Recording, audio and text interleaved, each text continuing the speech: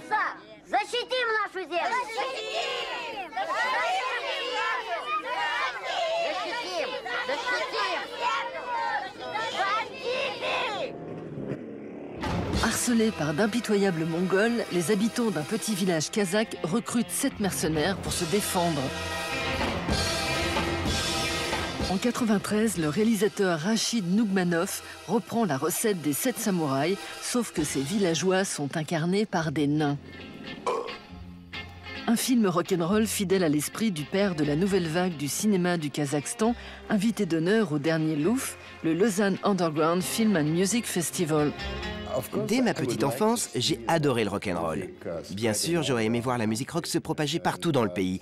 Mais ce n'était pas évident, parce qu'elle était considérée par l'idéologie communiste comme une mauvaise influence venue de l'Ouest. Столица как бы говорит: смотри, вот так расцвела вся казахская земля, озаренная светом ленинских идей. Rachid naît en 1954 à Alma-Ata, alors capitale de la République socialiste soviétique du Kazakhstan. À l'époque communiste, Moscou utilise ses steppes d'Asie centrale pour réaliser ses premiers essais nucléaires. D'abord architecte, Rachid Nougmanov se lance dans l'archéologie lorsqu'un son déboule. Tout d'un coup, il y a eu cette nouvelle vague musicale venue de Saint-Pétersbourg, qui à l'époque s'appelait Leningrad. De grands musiciens ont jailli de là-bas, et j'ai décidé que je voulais faire partie de cette scène. J'ai donc décidé d'entrer dans l'école de cinéma de Moscou pour faire un film rock'n'roll. Rachid intègre l'Institut national de la cinématographie, fondé en 1919 et considéré comme la première école au monde dédiée au 7e art. C'est là que le jeune Kazakh flash sur le cinéma vérité, inventé par Dziga Vertov. Pour le réalisateur russe, la caméra est le prolongement de l'œil. Considérant la fiction comme l'opium du peuple, Dziga prône la non-intervention, tourne sans scénario et sans acteur. Dans L'homme à la caméra, réalisé en 1929, Vertov filme le quotidien des habitants d'Odessa.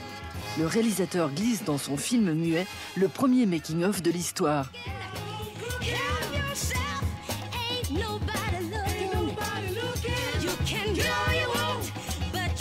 En 1986, Nougmanov part à Leningrad tourner Yaha, son premier court-métrage, en suivant les principes de Vertov.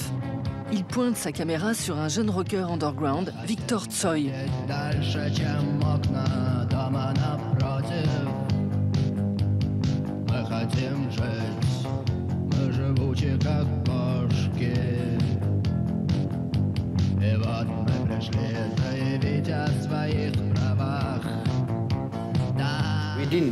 On n'utilisait pas d'acteurs professionnels, on n'utilisait pas de maquillage, on ne construisait pas de décors et ainsi de suite. On utilisait tous les intérieurs et les extérieurs naturels. C'était très réaliste. 3 ans plus tard, rebelote, Rachid réalise Igla, l'aiguille, avec Viktor Tsoi dans le rôle principal. Tourné en partie dans la mer d'Aral, le film raconte l'histoire d'un samouraï errant dans un trip à la William Burroughs. Pour certaines scènes, Nougmanov gratte la pellicule avec une aiguille.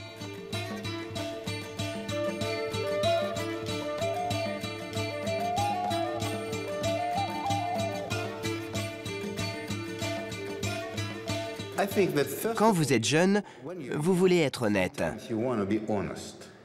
Cette idéologie communiste, qui était imposée à la jeune génération, lui était totalement étrangère.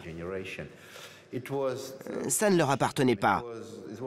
La jeune génération ne pensait pas comme ça, ils ne voulaient pas agir comme ça. Et le rock était le moyen parfait pour rester soi-même. L'aiguille tombe à point nommé. Après des décennies passées sous une chape de plomb, l'URSS découvre la glasnost, la transparence, une politique initiée par Mikhaïl Gorbatchev qui encourage la liberté d'expression. L'aiguille profite de cette bouffée d'air. Le film est vu par plus de 30 millions de soviétiques et fait de son héros, Viktor Tsoi, la première star du rock russe. Un an après la sortie du film, en août 90, Viktor meurt à 28 ans dans un accident de voiture. Les fans se recueillent encore aujourd'hui autour de celui qu'on surnomme le Jim Morrison russe.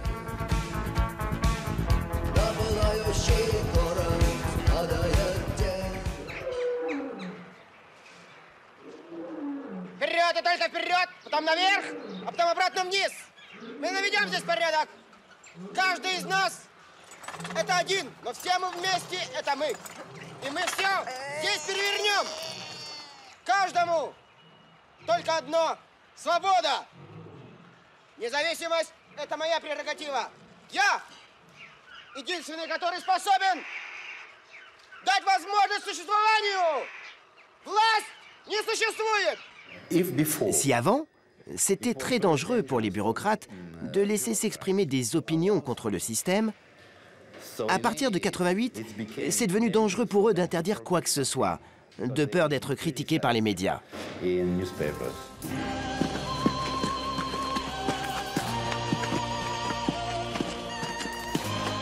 En 93, Nougmanov sort son troisième long métrage, The Wild East, qu'il devait tourner avec Victor Tsoi, fan de samouraï. Inspiré librement du film d'Akira Kurosawa, avec une touche de Mad Max, L'Est sauvage raconte l'histoire d'un petit village kazakh menacé par une armée mongole. Une parabole à l'époque sur l'avenir du Kazakhstan.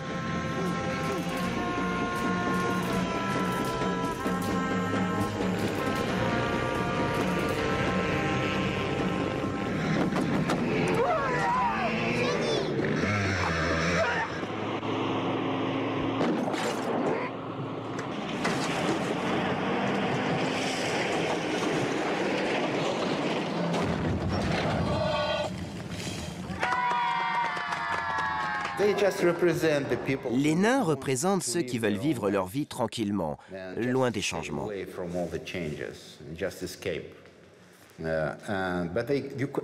Mais on ne peut pas fuir. Quand on vit dans un pays qui s'effondre, on doit participer au processus. Vous ne pouvez pas rester à l'écart, parce qu'ils vous trouveront de toute façon et vous tortureront. Vous devez prendre les armes et prendre parti et faire quelque chose de votre vie. On ne peut pas vivre sur la planète Mars.